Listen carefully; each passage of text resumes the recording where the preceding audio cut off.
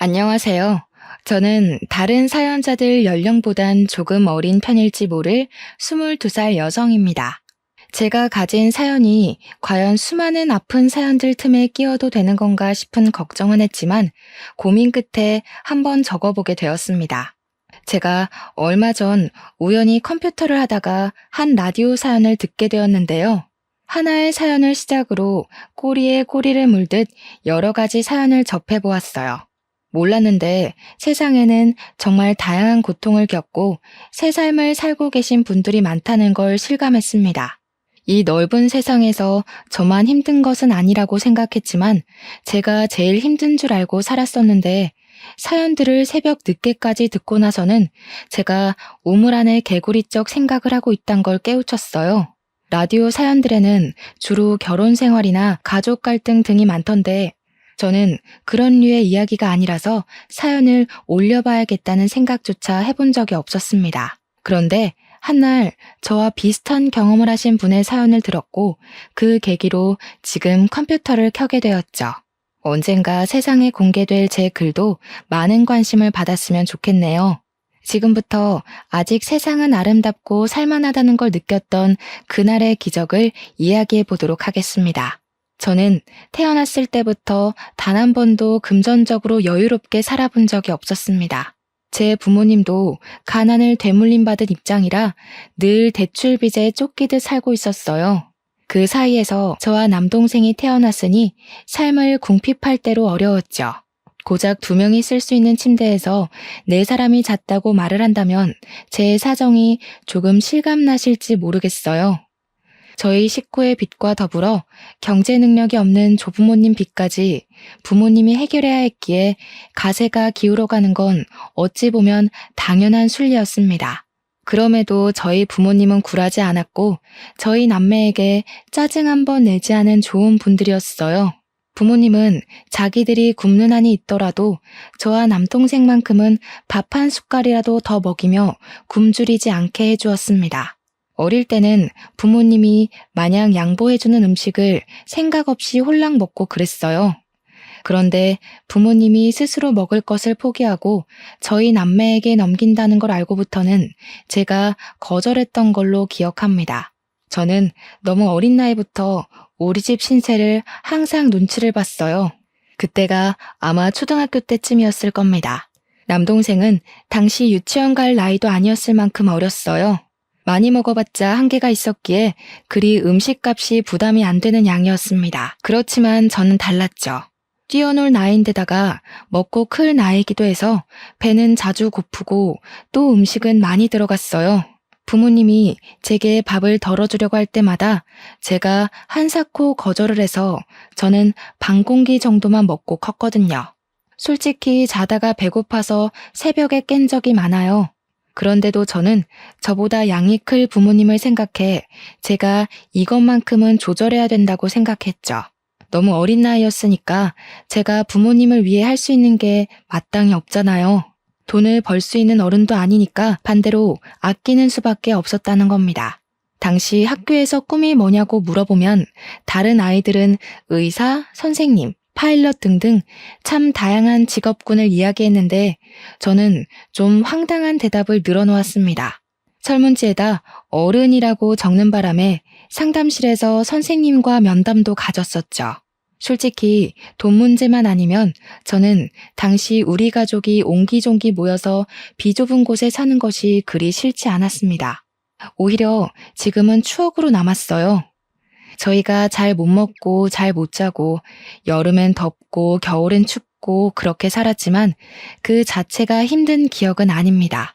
돈 문제를 뺄 수 없기 때문에 그 당시 시절이 가슴 아픈 것이었고 또 부모님 마음이 편치 않았으니 불행했던 시절이라고 말하는 거예요. 힘든 상황에서도 저희 식구는 저희끼리 있을 때면 늘 즐거웠습니다. 하지만 그것마저 제가 1~2살 먹고 나니 부모님이 억지로 저희를 위해 즐거운 척 한다는 걸 눈치챌 수 있었어요. 특히 부모님이 저희 앞에서는 웃으려고 많이 노력하셨거든요.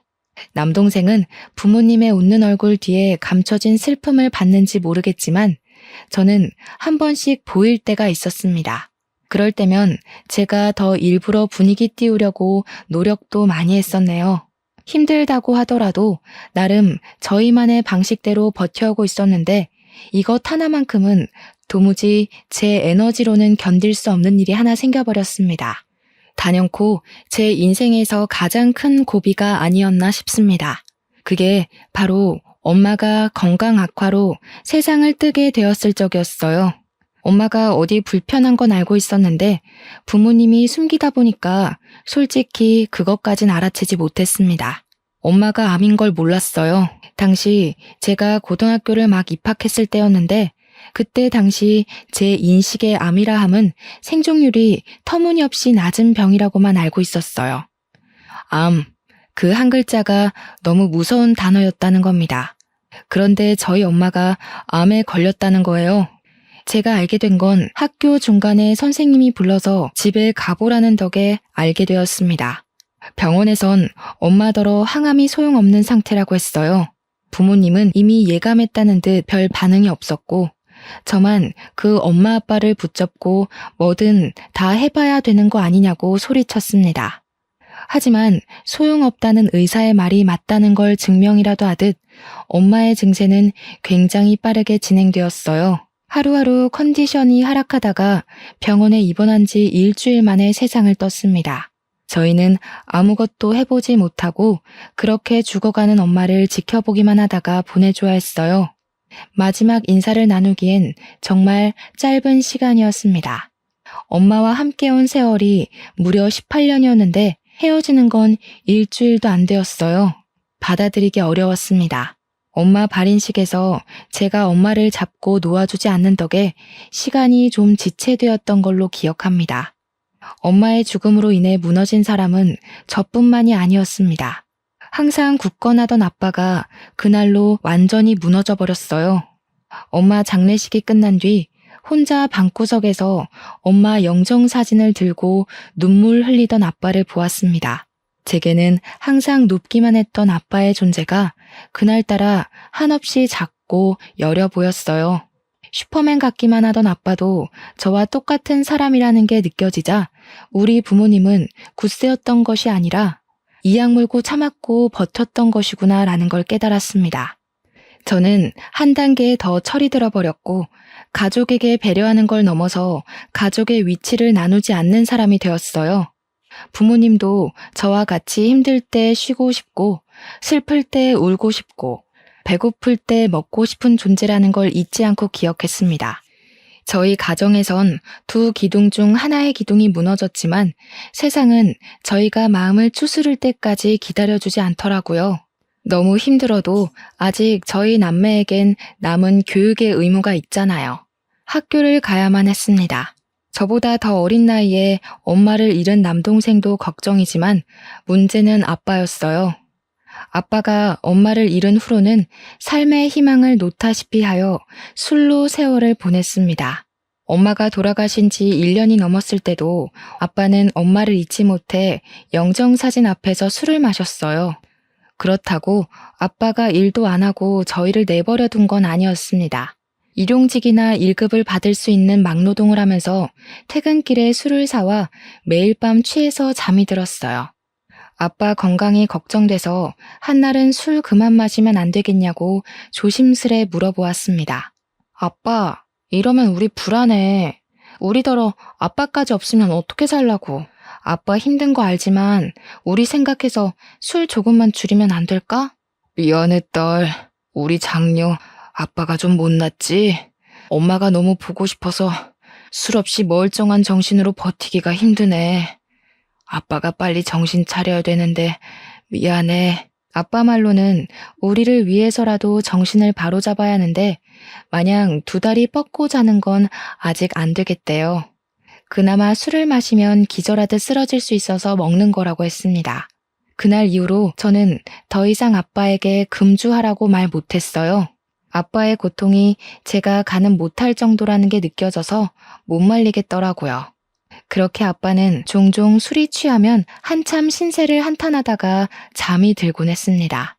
저는 아빠에게 술 그만 먹으라는 대신 술동무가 되어주었어요. 같이 마셨다는 게 아니라 사이다를 가져와 아빠랑 이런저런 얘기를 하면서 회포 풀듯 놀았습니다. 아빠를 위로해주고 싶었어요. 저도 엄마가 너무 보고 싶은데 아빠는 저희 중에 엄마랑 가장 오래 함께한 사람이잖아요.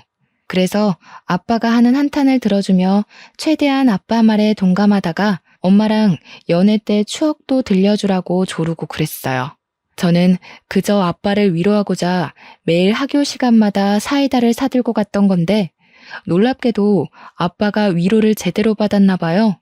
저희에게 술을 끊겠다고 선언을 하더라고요. 저희 남매 앞에선 다시 굳건했던 아빠의 모습으로 약속을 하더니 나중에 제게 따로 찾아와서는 손을 잡아주었습니다. 엄마가 딸 하나 잘 키워놨네. 철부지 아빠 신경 쓴다고 고생 많았다, 우리 딸. 아빠가 우리 장녀한테 위로 많이 받았어. 어디서 이런 귀한 자식을 내 딸로 주셨을까? 고맙다. 아빠, 이제 정신 똑바로 차리고 너희들만 보고 살게. 신기하게도 아빠가 다시 제 눈에 슈퍼맨으로 보이기 시작하자 저는 그동안 참아왔던 눈물이 터졌습니다. 의지할 사람이 생기니 자동적으로 마음을 놓게 되었던 것 같아요. 나름 장녀라고 듬직한 척했으나 사실 저도 한낱 고등학생이자 미성년자였단 말이죠.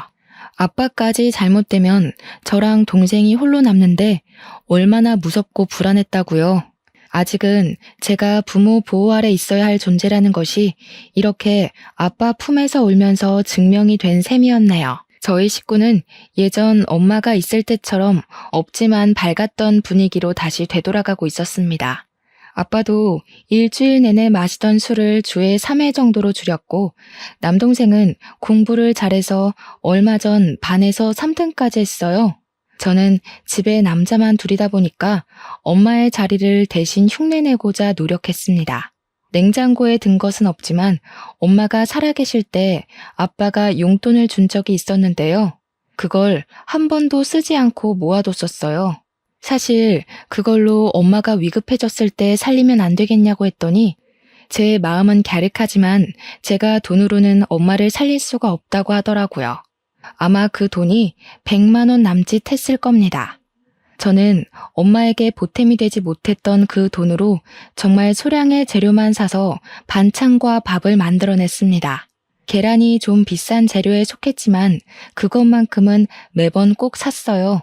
한 사람 앞에 계란 1개씩이면 생각보다 맛있게 식사를 즐길 수 있거든요. 저희가 주로 나물 반찬으로 비빔밥을 먹었으니까 계란은 비빔밥의 질을 높여주기에 탁월한 재료잖아요. 저희에겐 그것이 웬만한 전주 비빔밥 못지않게 맛있는 식사였습니다. 제가 20살이 되던 해 한시라도 빨리 어른이 되고 싶었던 저는 당연히 대학에는 관심 없었고 바로 돈벌이할 직장을 알아봤습니다. 20살까지 기다리는 게 솔직히 너무 힘들었어요. 어른까지 가는 길을 매일 달력에 체크하며 살아서 그런지 엄청 멀게 느껴지더라고요. 19살을 마지막으로 앞다퉜을 때는 눈 뜨면 다가올 다음날 때문에 설레서 잠도 못 잤습니다.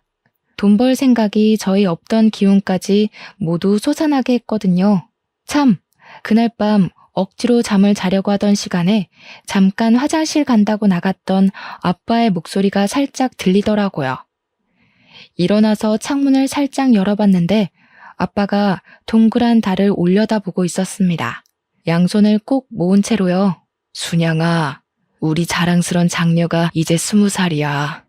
우리가 애들만큼은 부족함 없이 키우자고 그렇게 약속했는데 내가 능력이 이 정도밖에 안 돼서 우리 첫째한테 대학을 하나 못 보내줘. 참 찌질한 아빠 같지 않아?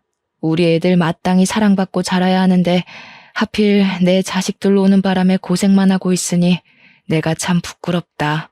아빠는 엄마에게 기도를 하고 있었습니다.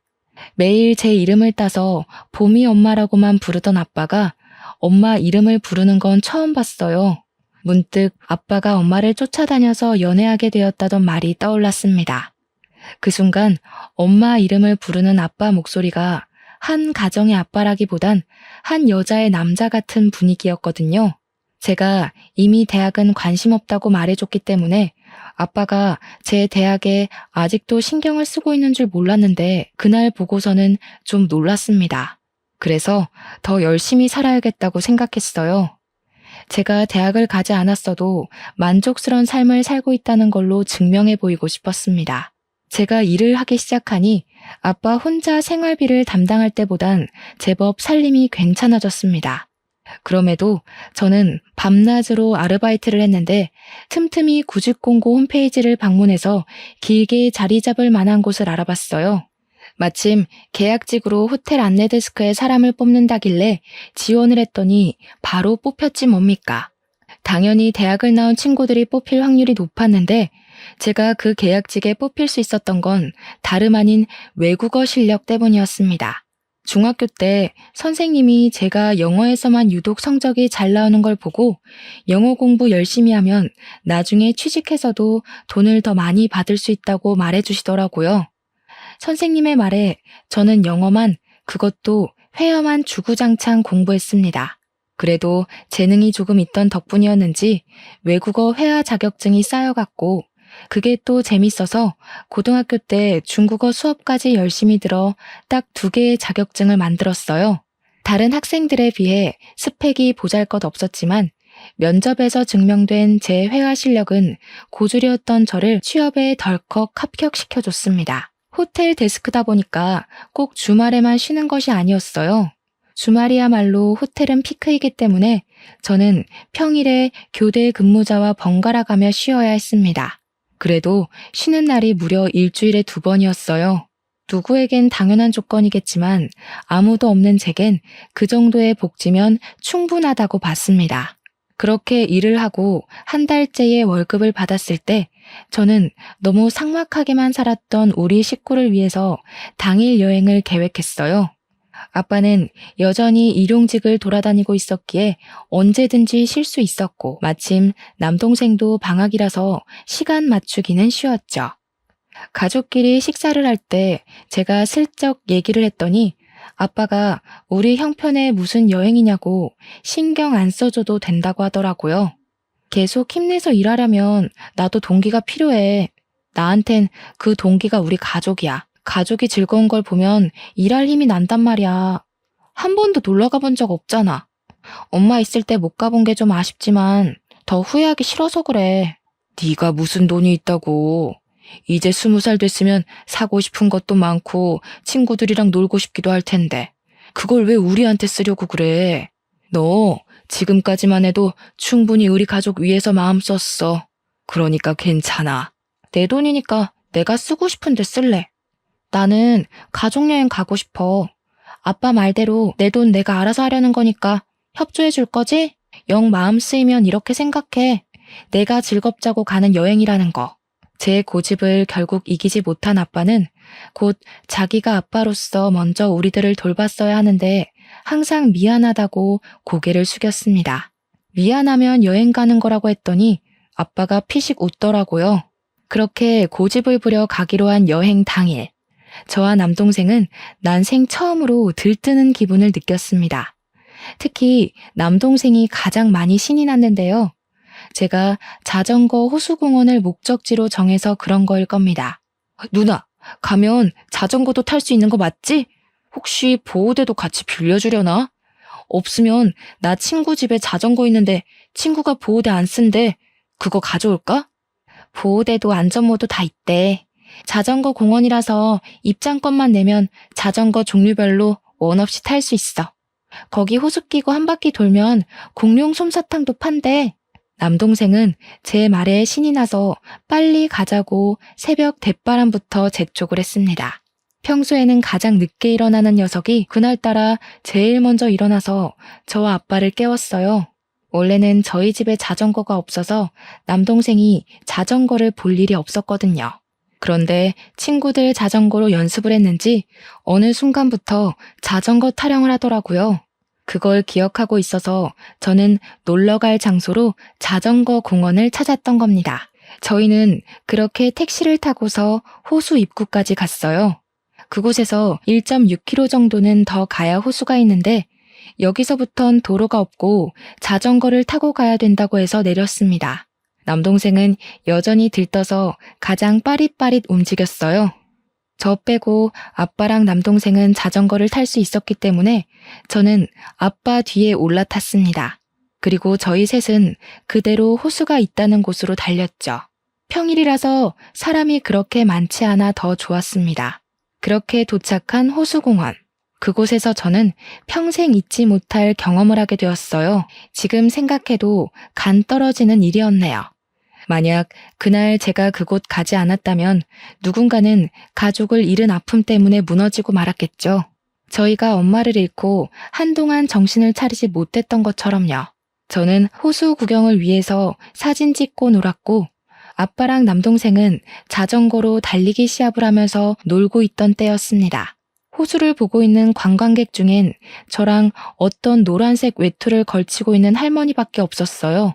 좀 전까지도 몇몇 사람들이 있었는데 그새 다른 곳으로 가버렸나 보더라고요.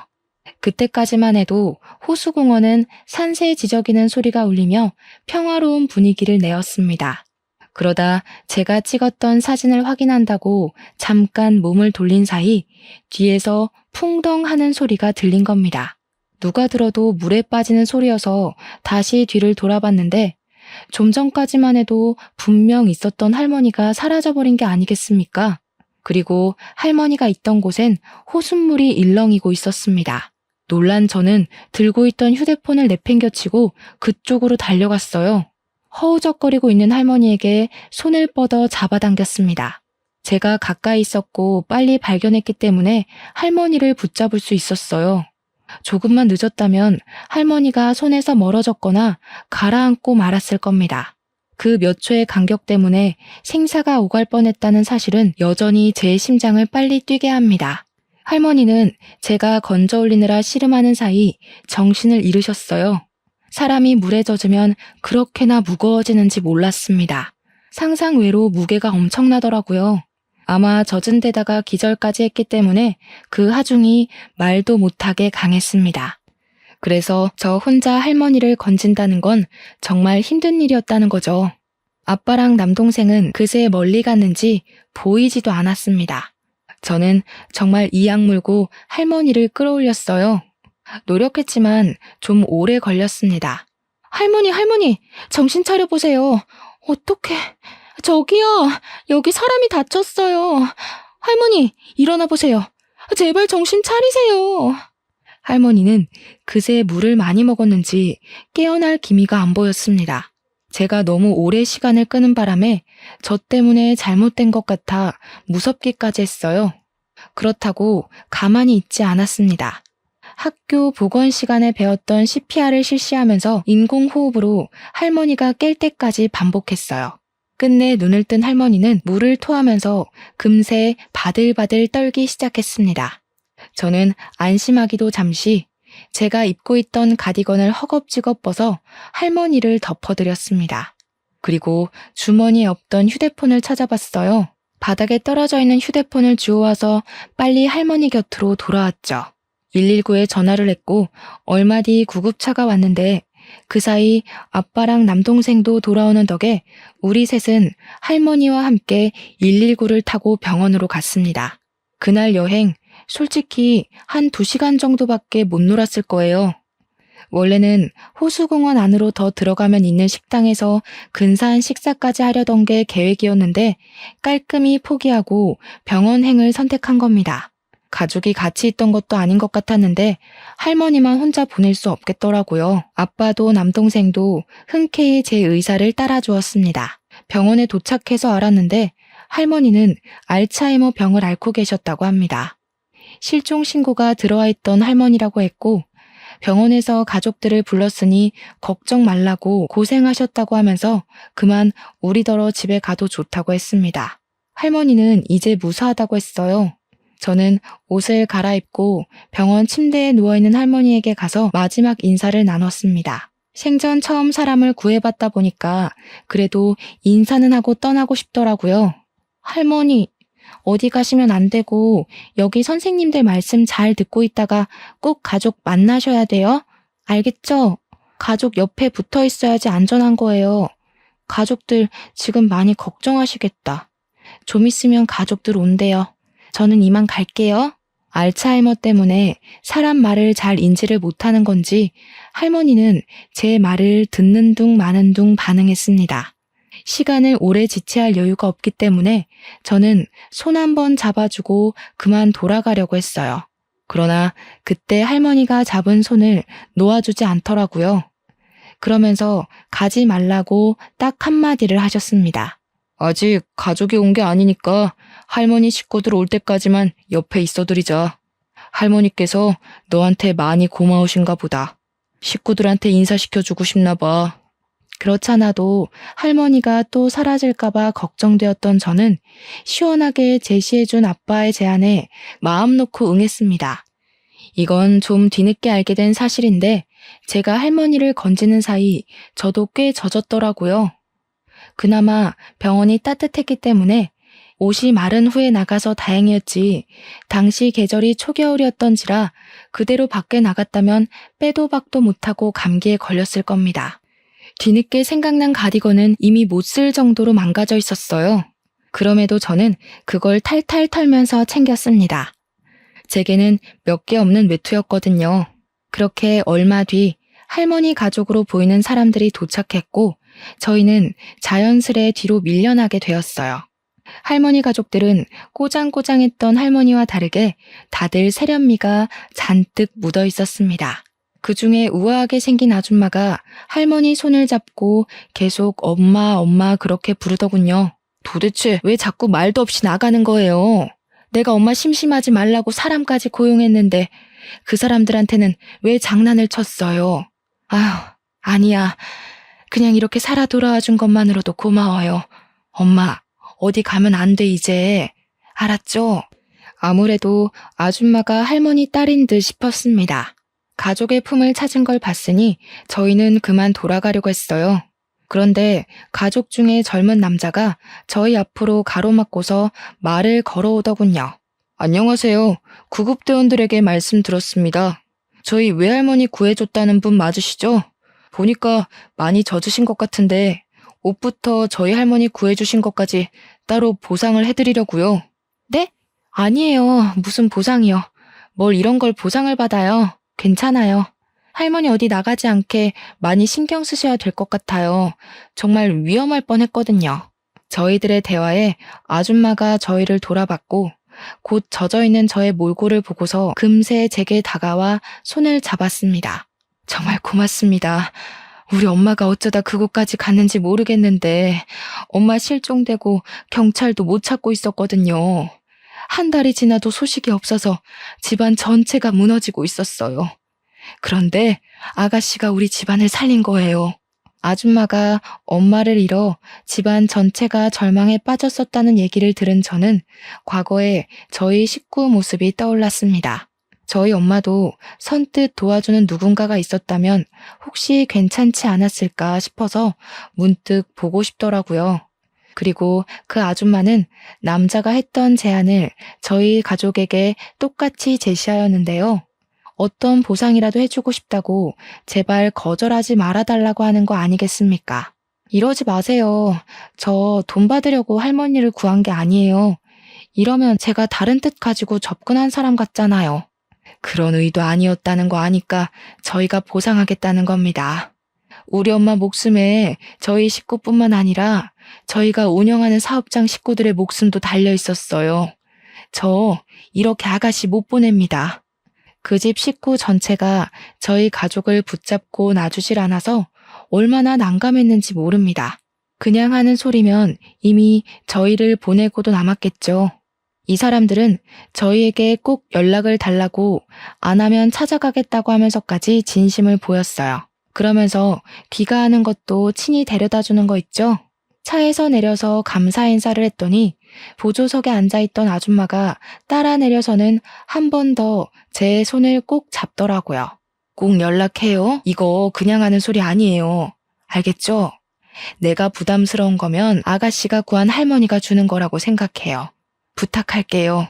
할 수 없이 저는 아줌마의 제안에 수긍을 했습니다. 안 그러면 안 보내줄 것 같았거든요. 그렇게 다시 일상으로 돌아갔고 저는 안내 데스크로서 할 일을 열심히 했어요. 제가 있는 안내 데스크는 예약을 담당하는 곳이 아니라 주차 관리나 호텔에 관한 층수별 위치, 내부 질의를 묻는 곳이었습니다. 바쁘진 않았고 어떻게 보면 인사하는 로봇 정도의 느낌이었네요. 여느 때와 같이 그날도 각도 신경 쓰며 고객들께 인사를 하고 있었습니다. 그런데 그곳에서 지난날 제가 구해줬던 할머니 딸인 아줌마를 보았어요. 예기치 못한 만남이라 놀라서 쳐다만 보고 있었는데 그 바람에 아줌마가 저한테 오는 것도 있고 인사를 깜빡했지 뭡니까. 뒤늦게 급히 고개 숙여 인사를 했더니 아줌마가 제법 서운한 표정으로 제게 말했습니다. 왜 연락 안 했어요? 제가 아가씨 연락만 하루 종일 기다렸는데. 뒷조사한 건 미안하지만 저한텐 아가씨가 그만큼 중요한 사람이라고요. 부담스럽다는 거 알아요. 하지만 지금은 저희 엄마가 아가씨를 찾아서 이렇게 결례를 무릅쓰고 뒷조사를 해버렸어요. 웬 중년 남자를 달고 찾아온 아줌마는 제게 장황한 설명을 늘어놓으면서 서운함을 비췄습니다. 할머니가 저를 찾는다는 건 솔직히 좀 놀라운 소식이었어요. 저를 잠깐 봤을 텐데 알츠하이머임에도 당시의 일이 충격이었던지라 저를 기억하고 계신가 봐요. 할머니를 만나고 싶은 건 솔깃한 말씀이었지만 여전히 다른 건 부담스러워서 저는 또다시 거절 의사를 내비쳤습니다. 죄송해요. 저희 정말 괜찮아요. 할머니께서 몸 건강히 잘 계신다니 다행이에요. 직접 찾아뵙는 건 조금 어려울 것 같아요. 할머니께도 죄송하다고 전해주세요. 참 야무지고 욕심 없는 선량함이네요. 제 주위에는 욕망이 드글거리는 사람들밖에 없는데 드라마에서나 나올 법한 사람이 실제로도 있다는 게 놀라워요. 그래서 아가씨를 더 알아가고 싶어요. 아줌마한테 제가 굉장히 좋은 이미지인가 봅니다. 저희가 당시만 해도 얼굴 본 지 겨우 2번밖에 안 되는 사이였거든요. 그런데 저에 대해 얼마나 알고 계신다고 좋은 사람이라 보는지 모르겠더군요. 반감이 들었다기보다는 뭐든지 그냥 제가 보상받도록 설득하기 위한 게임 같았어요. 근무 시간이라 제 시간을 오래 뺏을 수 없던 아줌마는 퇴근 시간까지 저를 기다린다고 했습니다. 저와 같이 갈 데가 있다고 하더라고요. 어쩔 수 없이 퇴근하고 아줌마를 따르게 된 저는 아줌마 자차를 타고 목적지 모르는 곳으로 이동을 했습니다. 처음 보는 곳으로 도착하더니 내리라고 하길래 머릿속은 의문투성이었지만 일단은 내렸어요. 웬 아파트로 들어가는 아줌마에게 어디 가는 거냐고 슬쩍 물어봤으나 그저 우리 가족이 있는 곳에 가는 거라고 두루뭉술하게만 대답해 주시더군요. 그렇게 아줌마의 안내로 들어가게 된 호실 안에서 저는 아빠와 남동생을 발견했습니다. 집 내부는 셋이서 방을 나눠 쓰기에 적당했고 이전 우리 집과 비교도 안 될 만큼 크고 좋은 집이었어요. 거실에 풀어져 있는 짐과 가족들을 보니 순간 아줌마가 데려온 이곳이 뭔지 예상이 되더라고요. 내 보답이에요. 우리 엄마 목숨에 비하면 정말 보잘것없는 보상이지만 그 외에 내 도움이 필요하면 언제든지 연락해요. 무슨 일이 있어도 아가씨 일이라면 내가 도울 거예요. 역시나 이 집을 저희한테 준다는 거 아니겠습니까? 남동생은 이미 신이 나 있었고 아빠도 겸연쩍어 했으나 좋아하는 티가 상당히 났습니다. 아줌마가 이렇게까지 하는 이유는 그저 제가 자신 엄마를 구해준 것만이 아니었어요. 자기가 이혼 소송 중에 있는데 호텔 오너였던 할머니가 사라지는 바람에 남편 쪽에서 자꾸 호텔 지분에 장난질을 하려 했다는 겁니다. 할머니가 살아있는 걸 밝혀야만 해결되는 문제였다고 했어요. 저 아니었다면 집안 망했을 거라고 하던 게 다 그 이유였던 겁니다. 이 집은 팔든 말든 아가씨 거예요. 우리 엄마 목숨 살리고 집안의 목숨까지 살렸으니 이렇게 담례를 하는 건 사회생활에서 당연하다고 생각해요. 아가씨 딱 보니까 주기만 하지 받는 건 잘 못하는 사람인 것 같은데 인생 잘 살아가려면 받는 법 좀 연습해야겠어요. 아줌마는 혹시라도 제가 또 거절을 할까봐 옆에서 계속 설득을 했습니다. 물론 집을 받는다는 게 부담스럽긴 했지만 거절할 생각은 없었어요. 저 혼자였다면 몰라 남동생이랑 아빠가 고생해온 걸 생각하면 이걸 거절할 수가 없겠더라고요. 또다시 그 가난의 구렁텅이에 식구들을 데려다 놓는 건 안 될 일이잖아요. 무엇이 가족을 위하는 길인지 저는 똑똑하게 미래를 바라보기로 했습니다. 고맙습니다. 뭐라고 감사의 말씀을 드려야 할지 모르겠네요. 제가 좋은 일에서 받는 선물이라고 생각할게요. 말씀하신 것처럼 할머니가 주는 선물이요. 드디어 고집을 꺾었네요. 나야말로 받아줘서 고마워요. 참, 안내원 계약직으로 있는 것 같던데. 아가씨 이력서 보니까 외국어 실력이 좋더라고요.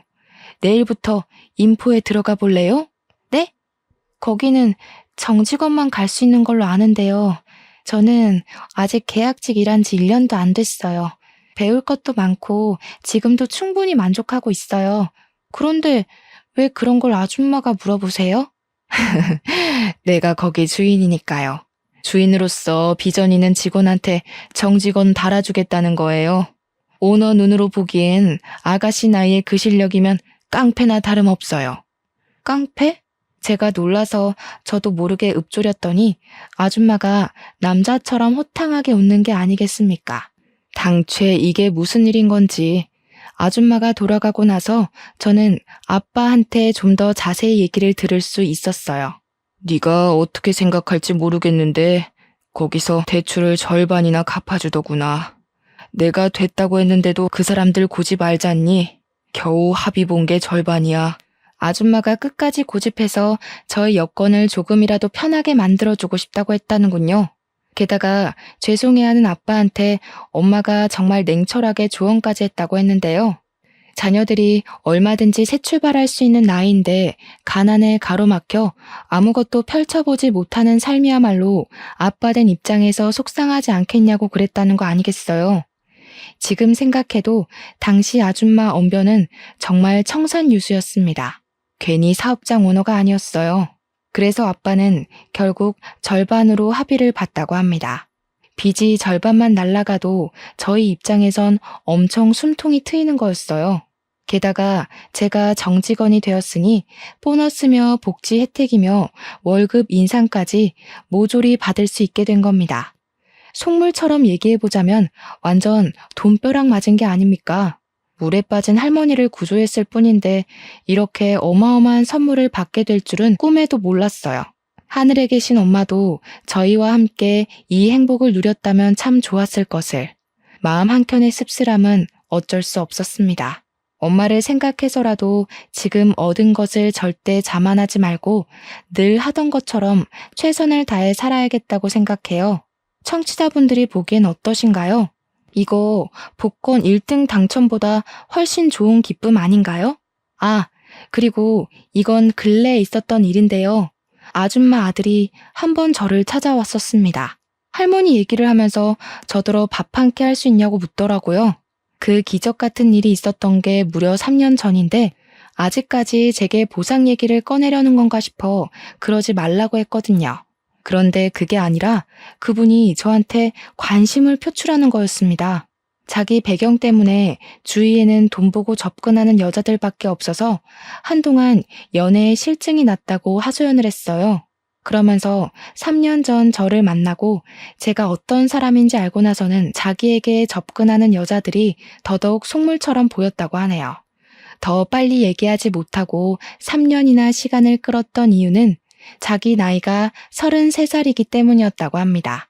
저와 무려 10살 차이가 났기 때문에 저한테 미안해서 감히 말할 엄두를 못 내고 있었대요. 하지만 이러다 제가 다른 남자에게 가버리면 너무 후회가 될 것 같아서 마음만 얘기하는 거라고 하더군요. 부담 갖지 말라고 하는데 저는 이미 부담이었습니다.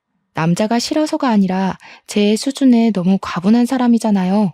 그래서 저도 생각할 시간이 필요하다고 당장의 대답은 피했었는데 어쩌다 보니 지금은 남자친구가 되어버렸지 뭡니까.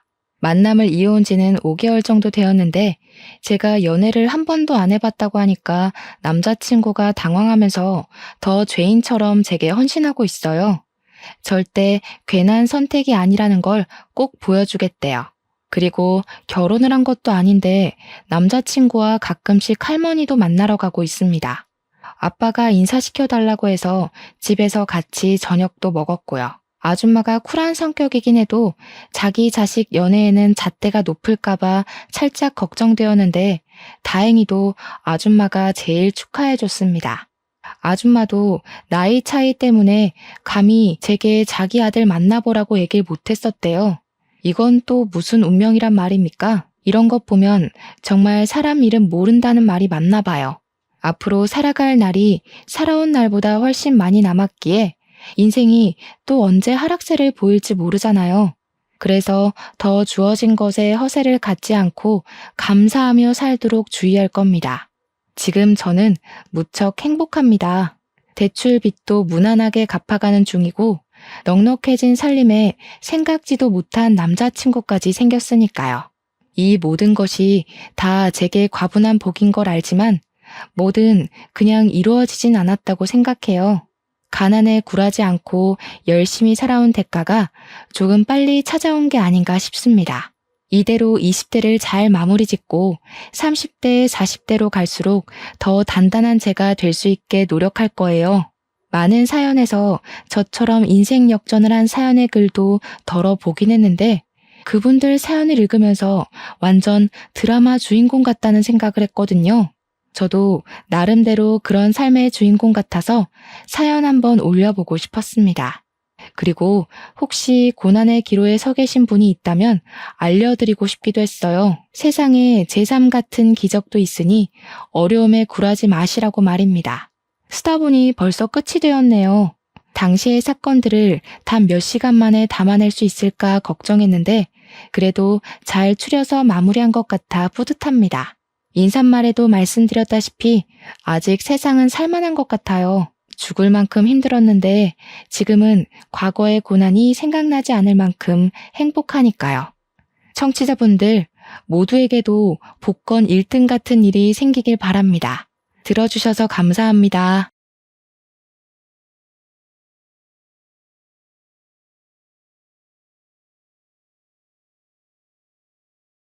안녕하세요. 저는 하루하루를 열심히 살아가는 30대 중반의 여성입니다. 여러분은 여러분의 인생에 행운이 항상 가득하셨나요? 지금부터 제가 하는 행운에 대한 이야기가 누군가에겐 공감하지 못할 이야기일 수도 있겠네요.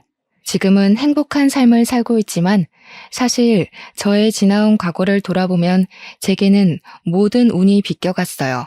그리고 인생에 있어서 제일 중요한 복이 부모 복이 아닐까 싶을 정도로 제 유년 시절은 고난의 연속이었습니다.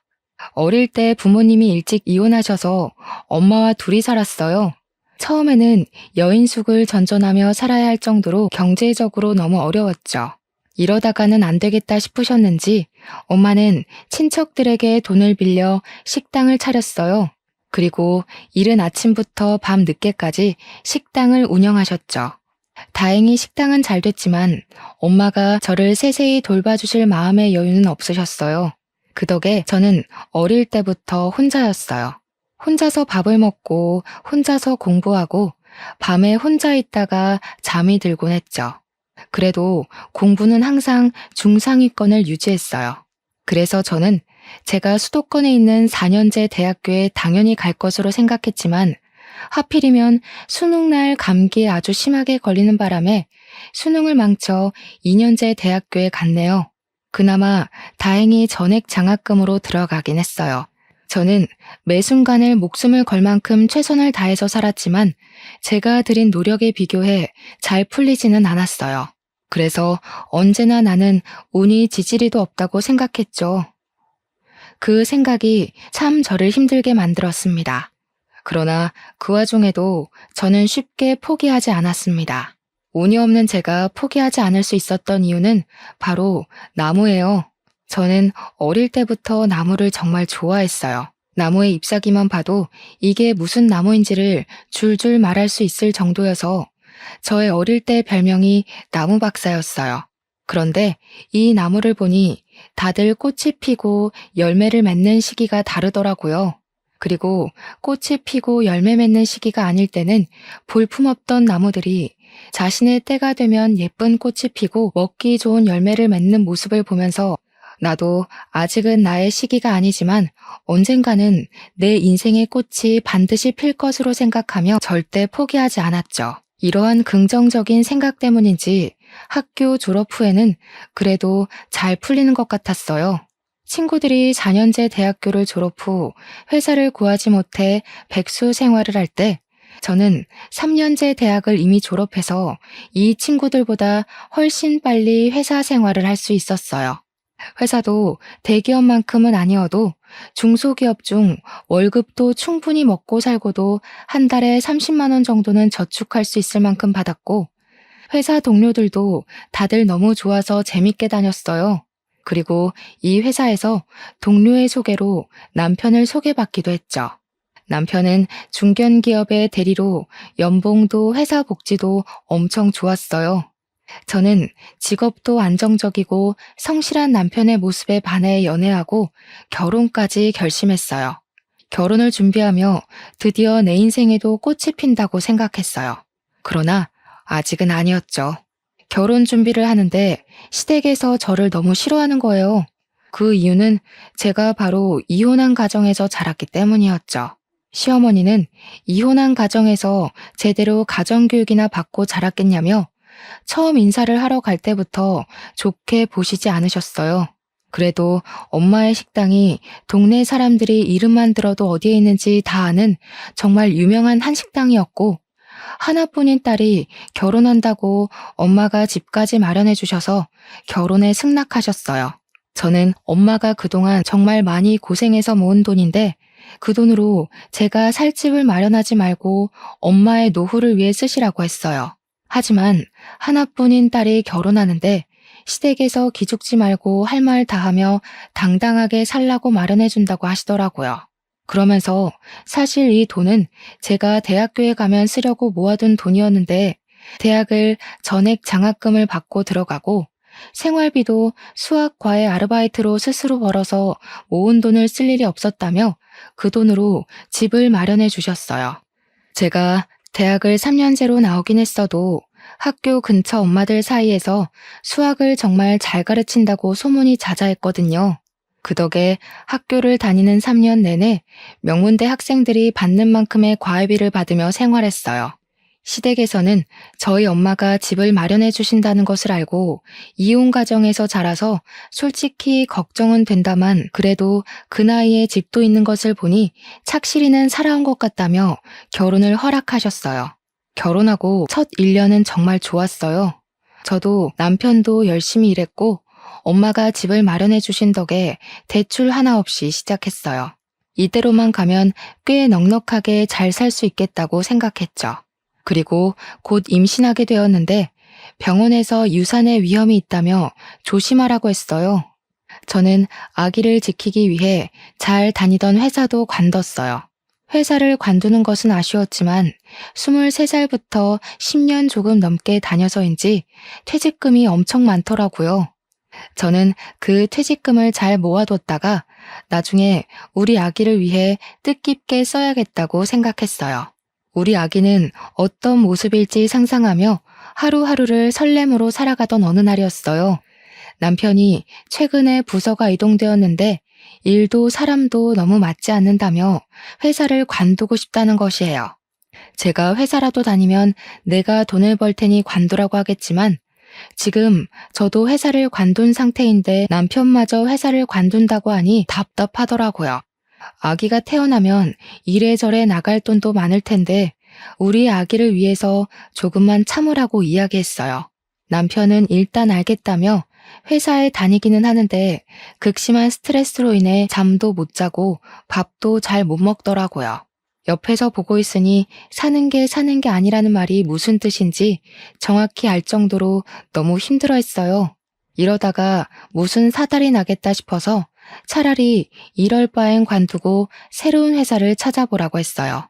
남편이 퇴사한 날 저는 이제 조금 쉬고 새로운 회사를 알아볼 줄 알았어요.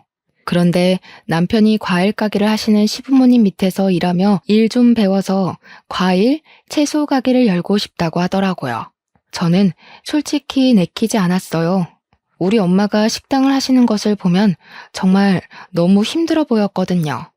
남들이 다 쉬는 날에도 마음 편히 쉴 수가 없고 정말 하루하루가 그야말로 전쟁터였어요. 게다가 사업은 한번 시작하면 쉽게 그만둘 수도 없잖아요. 그래서 저는 정말 남편이 사업을 하지 않고 그냥 일반 회사에 취업했으면 한다고 말했어요. 어느 날 남편이 회사에 간다길래 저는 당연히 다시 재취업이 되었나 보다 했어요. 저는 잘 됐다고 하며 남편의 새로운 시작을 응원했어요. 그리고 저는 검진을 받으러 산부인과에 갔는데 그곳에서 동네 동생 지은이를 만났어요. 지은이도 저와 비슷한 시기에 임신했는데 지은이와 제가 임신하기 전에는 지은이네 부부와 함께 넷이서 술도 종종 먹고 그랬어요. 그런데 지은이가 오늘 오전에 과일을 사러 갔는데 제 남편을 과일 가게에서 봤다며 형부 회사 관두고 가게에서 일하시냐고 하더라고요. 저는 최근에 회사를 관두긴 했지만 새로운 곳에 이직해서 오늘 첫 출근했다고 했어요. 지은이는 그럼 잘못 본 건가 하며 고개를 갸우뚱하는데 뭔가 기분이 이상하더라고요. 혹시나 하는 마음에 병원 진료 후 시댁 과일 가게에 가니 역시나 시어머니와 남편이 그곳에서 과일 정리를 하고 있더라고요. 여보, 오늘 회사 첫 출근한다더니 여기서 뭐 하고 있어? 아니, 당신이 여기 어떻게 왔어? 마침 할 말이 있었는데 잘 왔다. 남편이 뭐 하고 싶다고 하면 마누라는 집에서 살림하며 내조를 해야지. 네가 하도 반대하니까 얘가 몰래 나와서 이러는 거 아니냐? 너 우리 아들 밖에서 돈 못 번다고 눈치 주고 그러는 거 아니니? 어머니, 저는 맹세코 정환 씨가 회사를 그만두고 왔을 때 싫은 소리 한 번도 한 적이 없어요. 다만 정환 씨가 고생하며 사업을 하는 것보다는 회사에서 매달 정해진 월급 받으며 일하는 것이 더 편할 것 같아서 사업만은 하지 말라고 한 거였어요. 내가 그 말을 어떻게 믿니? 그래도 남편이 돈을 벌겠다고 해보겠다는데 마누라가 돼서 잘할 수 있게 도와주고 해야지. 예전에는 남편이 무슨 말을 하면 마누라는 그냥 네 하고 따라야 했다. 그래도 정환 씨가 눈에 빤히 보이는 힘든 길을 자처해서 가겠다는데 그래도 그냥 도와줘요? 그건 아니잖아요. 이거 말 대꾸하는 거 봐. 이혼가정이라 제 부모한테 보고 배운 게 없어서 뭘 알긴 알겠어. 말해봤자 내 입만 아프지. 어휴, 자식 팔자가 부모 팔자 따른다더니 우리 정한이가 팔자 사나운 년 옆에서 평생 고생이나 하지 않을지 몰라. 시어머니가 이렇게 저에게 막말하는데 남편은 그 옆에 가만히 서 있기만 하더라고요. 저는 그래도 남편이 조금이라도 자기 엄마를 말릴 줄 알았거든요. 정말 벙어리처럼 아무 말도 하지 않는데 제 편을 들어주지 않아 답답하기도 하고 너무 미웠어요. 어머니께 방금 하신 말씀은 너무 하셨다고 사과해달라고 말하고 싶었지만 손님도 오시고 해서 저는 그냥 집에 왔네요. 제가 집에 도착하고 1시간 정도 지났으려나요? 남편이 퇴근하고 오더라고요. 남편은 오자마자 시부모님 밑에서 과일 장사하는 것을 배우고 하면 잘 될 것 같다며 요새 이 동네에 신축 아파트가 많이 생겼으니 그 아파트 단지 내 상점에 들어가고 싶다고 하더라고요. 그러면서 부모님이 과일 장사를 오래 하셔서 싱싱하고 저렴한 과일을 파는 도매업체를 잘 아시니까 그곳에서 저렴하게 과일과 채소를 받아서 팔면 될 것 같다고 하더라고요. 그래도 저는 남편이 사업보다는 회사에 다녔으면 했어요. 왜냐하면 사업해서 잘 되는 경우도 분명 있기는 하지만 솔직히 그러기 위해서는 정말 나의 돈과 시간은 물론이고 영혼까지 갈아 넣어야 가능한 일이잖아요. 솔직히 저희 엄마도 뼈가 빠지게 일하셔서 식당을 그만큼 성공시킨 것이거든요. 그전에는 식당이 안 돼서 저 재워놓고 많이 우시는 모습을 많이 보며 자랐어요. 엄마의 그런 모습들이 생각나서 더 사업하기 두렵다고 했어요. 남편은 그런 저의 걱정을 아는지 모르는지 그래도 자신은 무조건 사업을 하고 싶다고 밀어붙이더라고요. 저는 이 부분은 조금 더 생각해보자고 말했어요. 그리고 아까 과일 가게에서 시어머니가 하신 말씀들 너무 하신 거 아니냐고 했어요. 아까는 손님들도 오시고 해서 그냥 갔는데 어머니께서 또 그런 식으로 말씀하시면 그때는 정말 참지 못할 것 같다고 이야기했죠.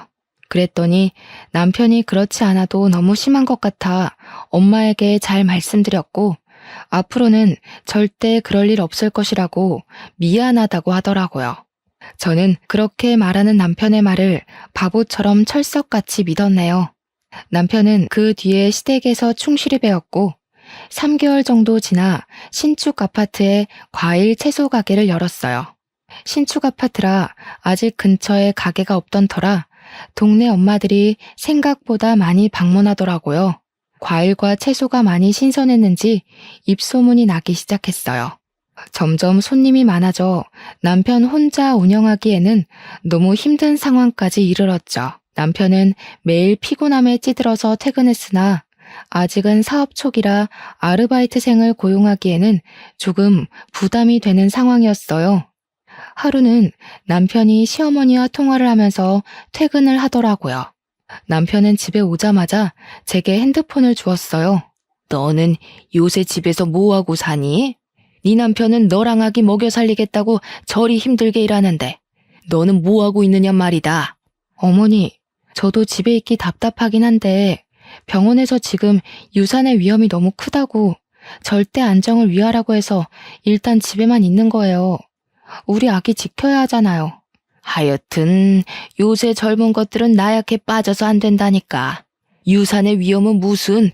너는 맨날 피곤한 정환이 보면서도 그런 이야기가 나오니? 젊은 사람이 집에만 있으면 더 아파. 좀 나가서 정환이 일도 돕고 해라. 알겠어? 시어머니는 남편은 일하는데 저만 집에 있는 것이 못마땅하셨는데 가게에 나가서 일 좀 도우라고 성하셨어요.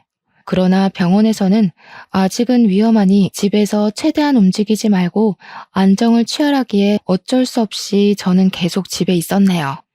하루는 남편이 몸살이 심하게 왔어요. 아예 일어나지도 못하고 침대에 누워 끙끙 앓기만 하더라고요. 어쩔 수 없이 가게는 하루 쉬고 저는 남편에게 먹일 죽을 끓이고 있었어요. 그때가 아침 7시였는데 그 이른 시간부터 시어머니가 집에 오셨어요. 나왔다. 아휴, 우리 집 아들 자기 마누라 먹여 살린다고 그리 고생하더니 이렇게 알아누웠네. 알아누웠어. 예, 정환이 뭐 좀 먹였니? 지금 밥을 먹을 상태가 아닌 것 같아서 죽 끓이고 있었어요. 그런데 어떻게 알고 오신 거예요? 어떻게 알고 오기는 정환이가 연락했으니 왔지.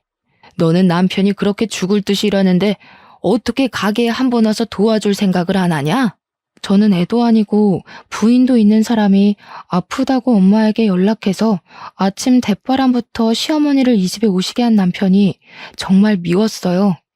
하지만 아파서 누워있으니 뭐라고 할 수도 없고 그냥 꾹 참았죠.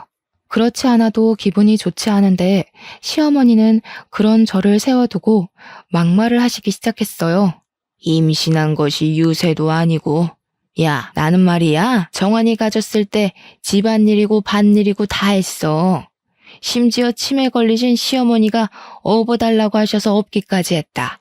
그래도 난 멀쩡했는데 너는 어떻게 임신했다고 딱 그렇게 집에 누워만 있니? 정신 상태가 아주 굴러먹었어. 어머니, 저도 집에만 있기 답답해요. 그런데 의사 선생님이 유산의 위험이 있으니 되도록 회사도 다니지 말고 집에서 안정을 취하라는데 어떻게 해요? 얘 또 말대꾸하네. 너는 너네 엄마가 시어머니가 뭐라고 하면 바락바락 대들라고 가르치디? 이래서 이혼 가정에서 자란 것들은 안 돼.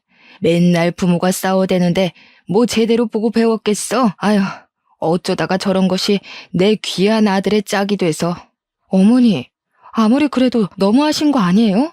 엄마, 자기야, 그만해. 아픈 사람 두고 지금 이게 뭐 하는 거야? 이번에는 정말 참기가 너무 힘들었지만 남편이 아파 누워있는데 저는 싸울 수가 없겠더라고요. 남편에게 뭐라도 먹여야겠다는 생각에 일단 부엌으로 가서 죽을 다시 끓였어요. 그런데 시어머니가 부엌으로 따라오시더니 냉장고 문을 벌컥 여시더라고요. 세상에, 집에서 살림은 하니? 어떻게 반찬이 이렇게 죄다 풀떼기야. 그리고 지금 몸살 난 애한테 야채죽이 뭐니 야채죽이. 전복이나 소고기 같은 영양가 좋은 음식을 팍팍 넣어서 끓여야 빨리 낫지. 아직 장을 보지 못해서 그래요. 우리 정환이 고기 좋아하니까 고기 같은 거는 떨어지기 전에 부지런히 사다 놔. 알겠니? 죽은 내가 전복죽으로 시켜주마.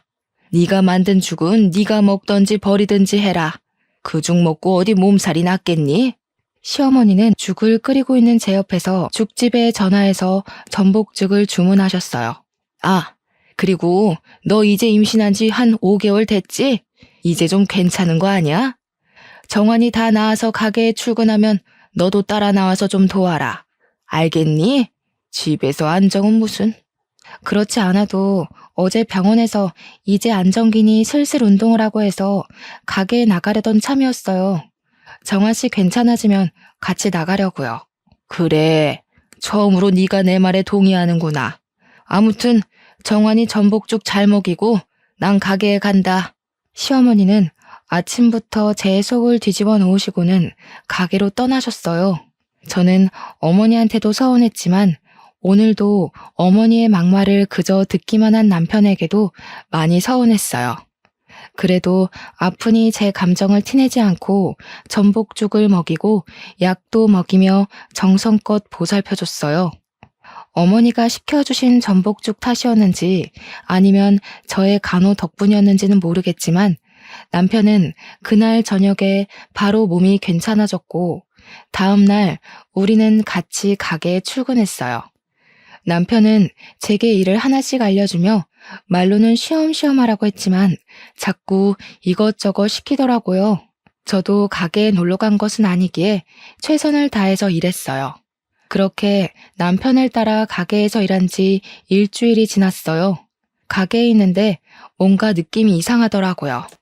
화장실에 가보니 출혈이 생각보다 심했어요. 저는 바로 병원으로 갔어요. 병원에서는 검진하더니 아기의 상태가 심각하다며 임신 종결을 해야겠다고 당장 입원하고 내일 바로 수술을 하라고 하더라고요. 그리고 다음날 저의 아기는 제 품에서 떠났어요. 수술 후 마취가 덜 깨서 정신없는 상태로 병실에 누워있는데 시어머니가 들어오셨어요. 너는 아이를 잘 지켜야지 유산을 시키냐? 너네 엄마는 지금 아기를 잃어버렸는데 안 오시고 뭐 하신다니? 엄마, 미진이 지금 막 수술실에서 와서 마취도 덜 깼어. 속상한 마음 알지만 그만해. 그리고 장모님은 식당에 예약 손님 있으시다고 내일 오신대.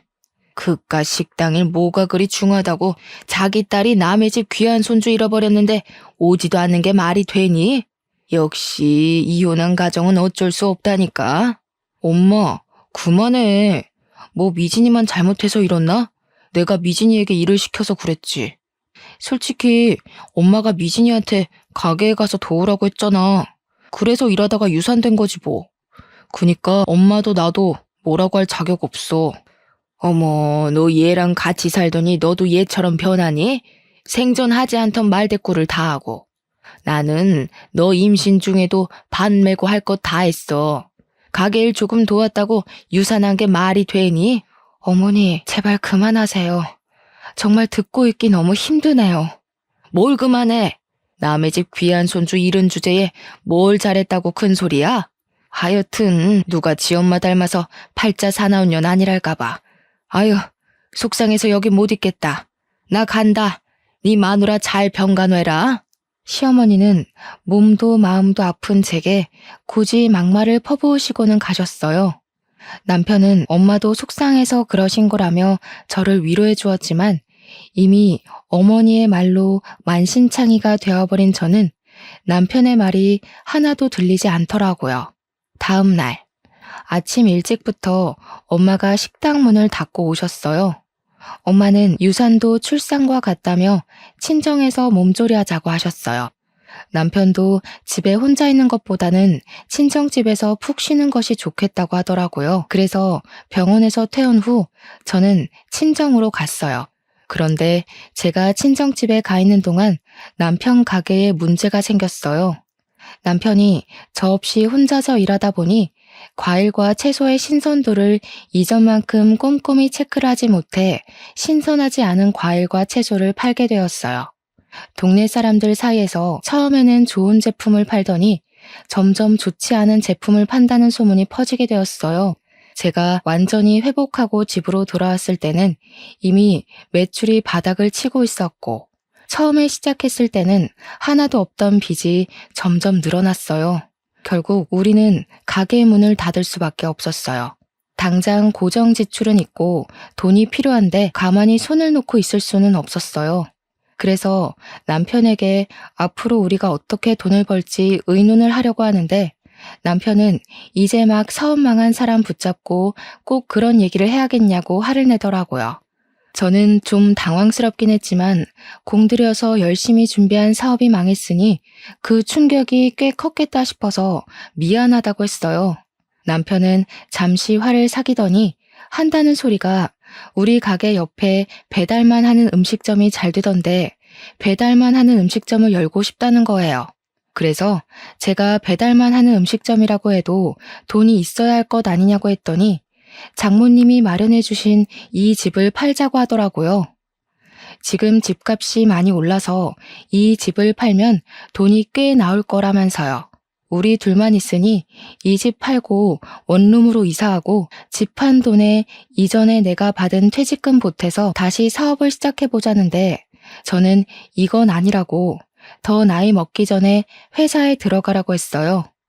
남편은 제 이야기를 듣고 문을 세게 닫고 방으로 들어가더라고요. 전 그런 남편을 굳이 말리지 않고 거실에 앉아 있었어요. 그런데 잠시 뒤 시어머니가 또 우리 집에 오셨어요. 남편이 방에 들어가 자기 엄마에게 우리가 싸운 이야기를 다 한 것 같았어요.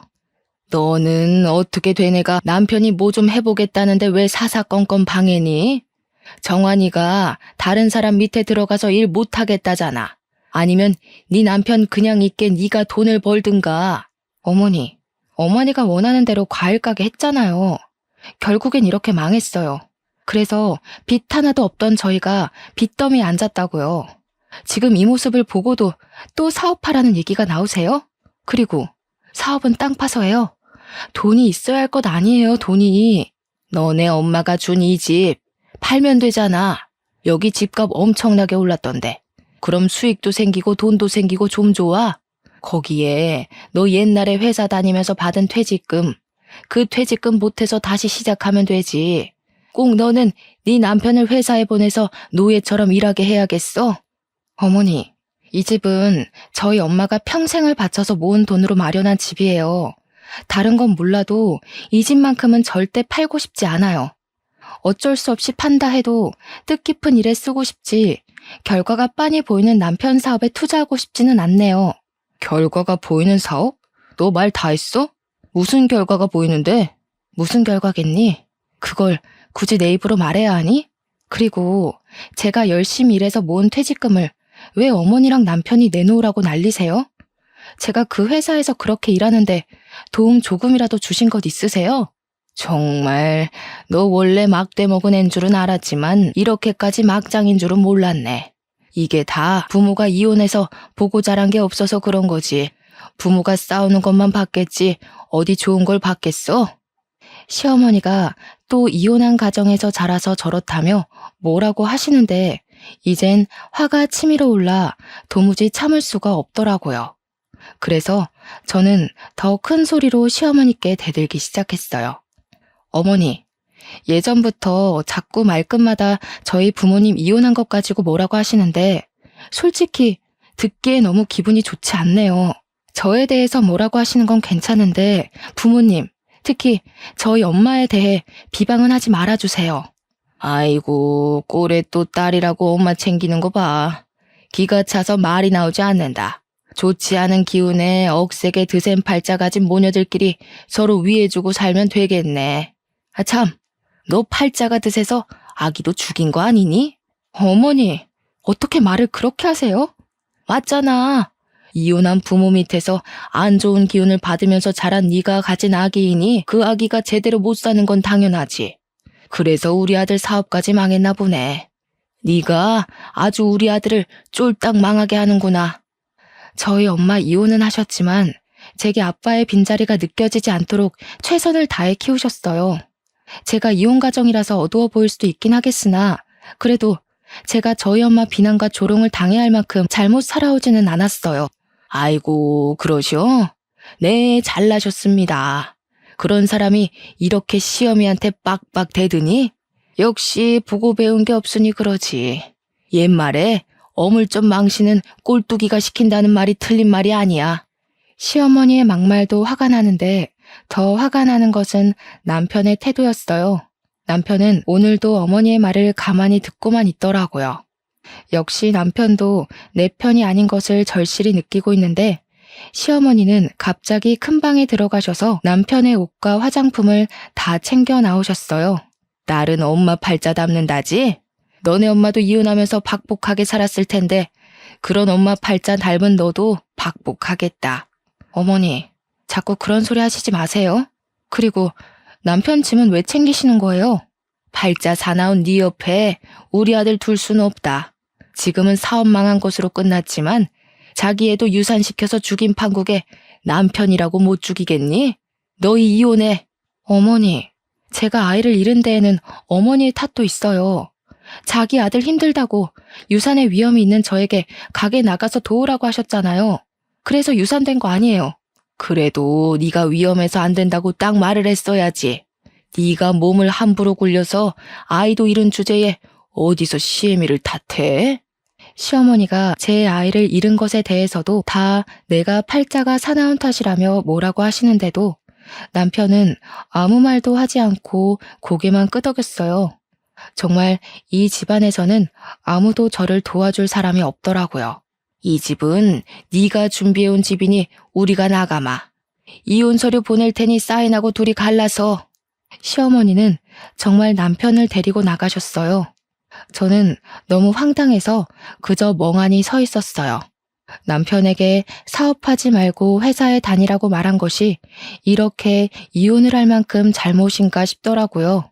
그래도 설마 제가 불륜을 저지른 것도 아닌데 정말 이혼을 할까 싶었어요. 사업을 망하고 기가 죽어있는 아들이 안쓰러워서 속상한 마음에 그러시는 거겠지 했는데 며칠 뒤 정말 남편은 이혼 서류를 보냈어요. 저는 어이가 없었지만 제게 항상 막말을 퍼부으시는 시어머니를 더는 가족으로 생각하기 힘들었고 항상 시어머니 옆에서 벙어리처럼 가만히 있는 남편을 붙잡고 싶지는 않았어요. 그래서 저도 미련 없이 서류에 사인하고 그렇게 이혼을 하게 되었어요. 이혼 후 저는 친정으로 가서 엄마께 그간의 모든 상황을 다 말씀드렸어요. 엄마는 이혼하고 온 저의 손을 꼭 잡고 그동안 고생했다고 하시며 그냥 엄마가 사준 집은 팔아버리고 같이 살자고 하셨어요. 이 지역 집값이 고공행진 중이라서 그런지는 몰라도 꽤 비싼 값에 팔렸어요. 그 돈으로 일단 엄마의 가게를 확장해서 이사했어요. 가게의 규모가 커지니 일손이 많이 부족해 오전에는 엄마의 가게에서 음식 손질하는 것을 도와드리고 오후에는 학원에서 수학 강사로 일했어요. 학원에서는 처음엔 학벌이 좋지 않아 절 채용하지 않으려 했지만 절실해 보이고 성실해 보여서 채용했다고 하시더라고요. 저는 원장 선생님의 기대에 부응하고자 다른 선생님들보다 더 일찍 출근하고 학생들도 정말 최선을 다해서 가르쳤어요. 학생들과도 돈독한 관계를 유지했고 제가 수학을 가르친 바는 성적이 꽤 많이 오르기도 했어요. 이렇게 저의 일에 만족감을 느끼며 열심히 일하던 어느 날 같이 일하는 선생님이 저에게 동영상을 하나 보여주며 이거 선생님 아니냐고 물어보더라고요. 보니까 제가 강의하고 있는 동영상이었고 댓글에는 정말 잘 가르치고 열정적인 이 시대의 참된 선생님이라는 글이 있었어요. 알고 보니 제 수업을 듣던 학생이 저의 동영상을 짧게 찍어 올린 것이었어요.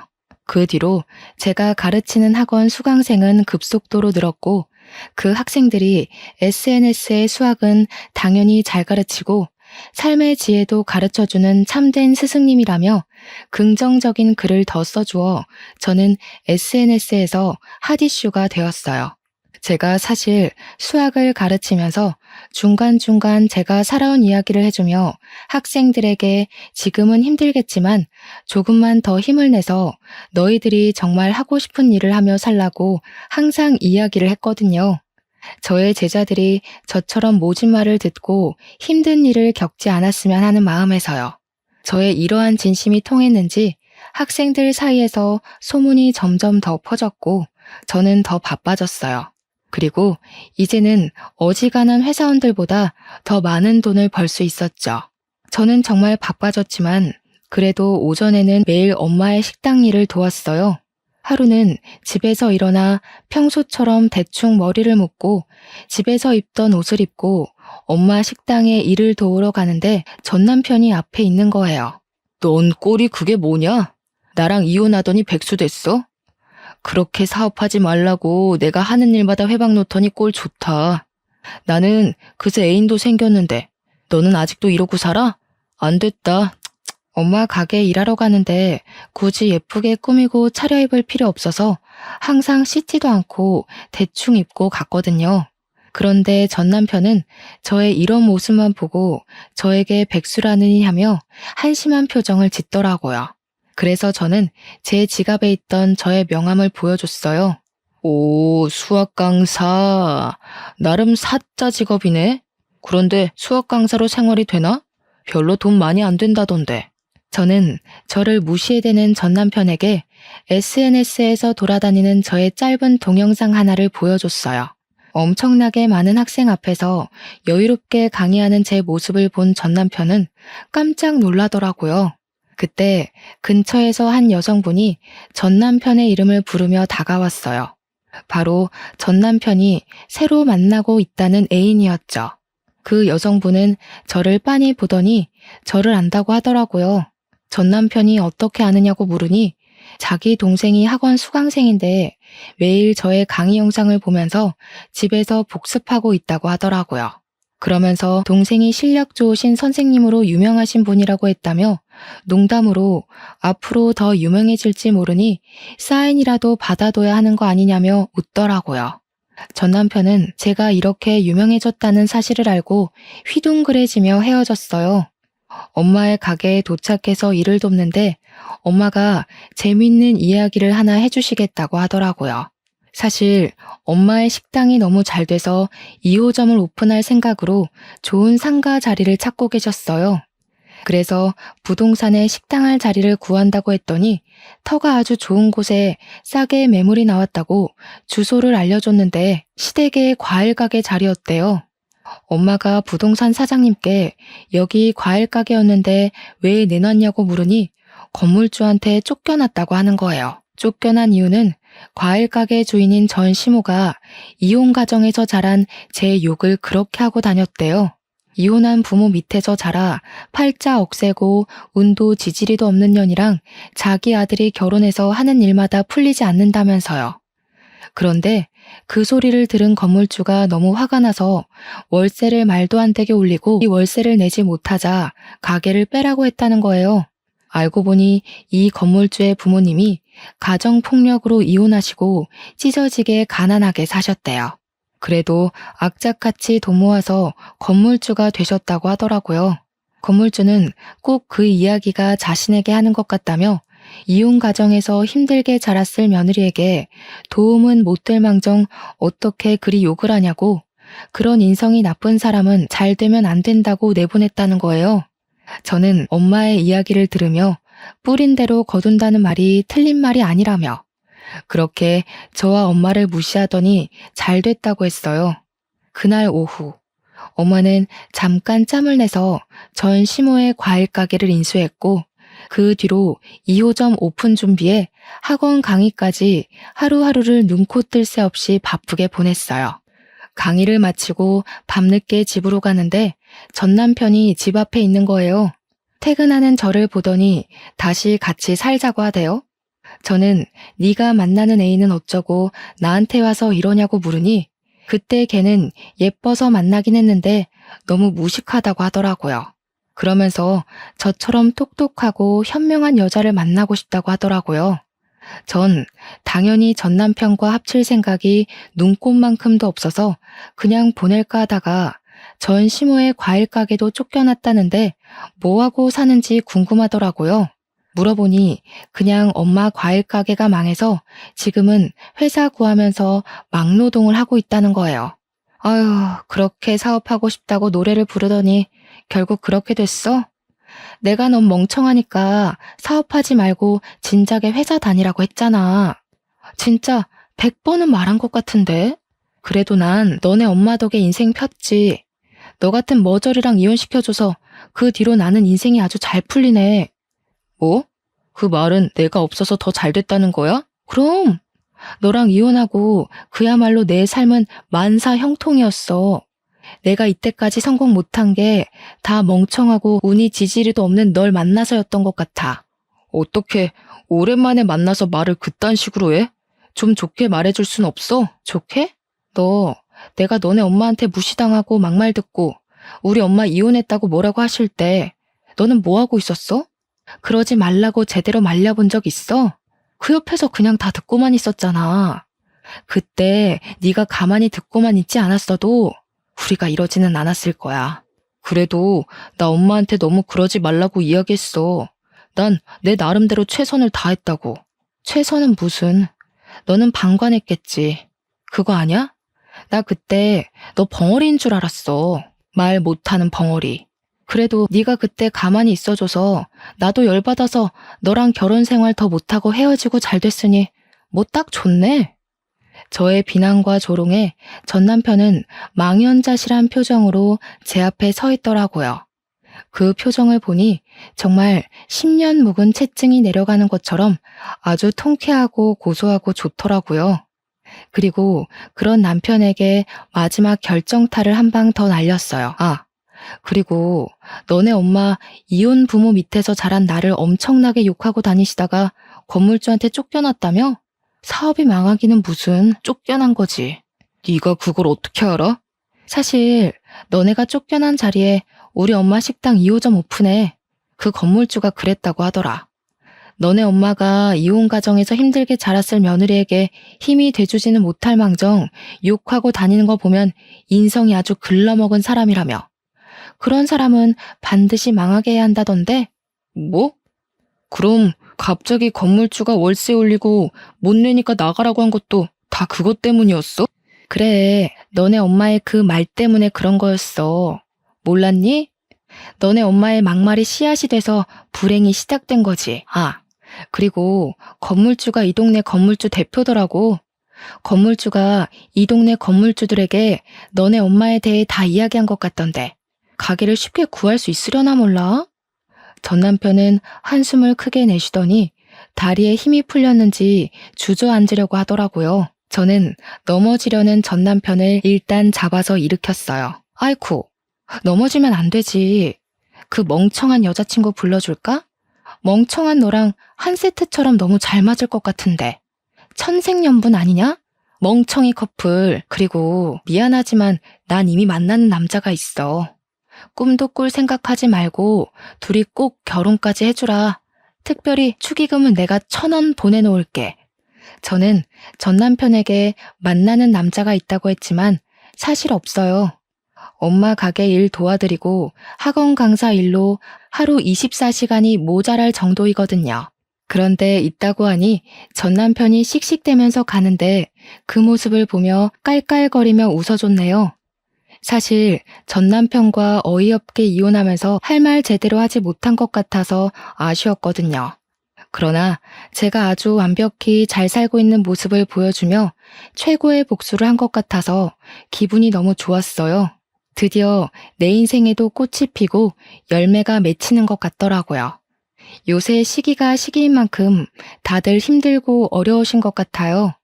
제 주변만 봐도 그렇고요. 저 역시 그랬어요. 어릴 때는 걸핏하면 부모님이 큰 소리로 싸우셔서 항상 공포와 불안감에 살아야 했어요. 10대 때는 부모님이 이혼하셔서 항상 외롭고 경제적으로도 힘든 시기를 보내야 했어요. 20대가 되며 경제적인 어려움이 해결되며 잠시 행복해지나 싶더니 20대 후반에는 평생 제 편이 되었을 아이를 잃었고 이혼까지 겪어야 했죠. 저보다 성적이 낮았던 친구도 좋은 대학을 갔고, 성격이 좋지 않았던 친구도 좋은 회사에 취업하고, 좋은 남자를 만나 결혼도 잘하고, 아이도 잘 낳아서 잘 키우더라고요. 제 주변 사람들은 다들 잘 나가는데, 저만 항상 모든 일이 꼬였죠.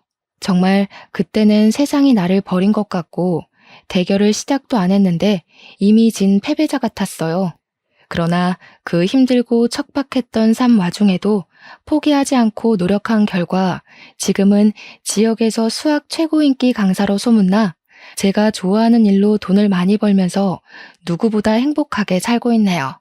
여러분도 지금 힘든 일이 있다면 절대 포기하지 마세요. 나무가 뿌리를 내리면 언젠가는 꽃이 피고 열매를 맺듯 여러분의 삶이라는 나무도 이미 뿌리를 내렸으니 분명 언젠가는 꽃이 피고 열매를 맺어 남들이 우러러 보는 날이 올 거예요.